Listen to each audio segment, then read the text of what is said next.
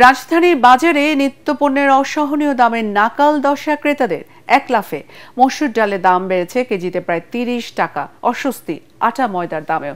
2 KG আটার packet প্রতি দাম বেড়েছে প্রায় 15 টাকা। বিক্রেতারা বলছেন, ভোগ্যপণ্য কোম্পানির সরবরাহ সংকটে এই পরিস্থিতি তৈরি হয়েছে। রিপোর্ট আদিন সচিবের।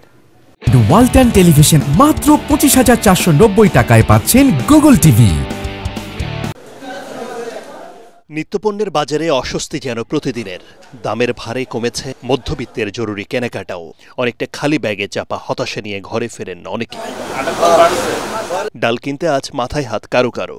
ছোট দানার এই পণ্য কেজি প্রতি কিনতে গুনতে হচ্ছে 160 টাকা পর্যন্ত, যা আগের চেয়ে প্রায় 20 থেকে 25 টাকা বেশি। মসুর ডালে যে বাইরের যে একটা ডাল আসতো, ওইটা আমরা আগে কিনছি 128 টাকা, 26 টাকা, 130-35 টাকা বিক্রি করছি। এখন সেটা 154-55 টাকা কেনা। হ্যাঁ, আমরা 60 টাকা বিক্রি করি।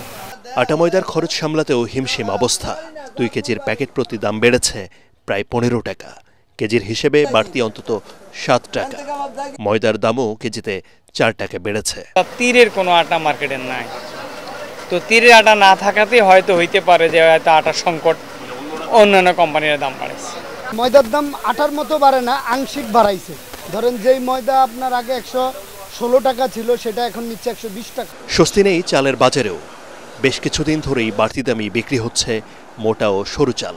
নাজিশাল ইন্ডিয়ানটা ভালোটা, একদম অরিজিনাল যেটা, ওটা প্রায় 77 থেকে 78 টাকা কিনে পড়ে আমাদের, 80 টাকা আমরা বেশি।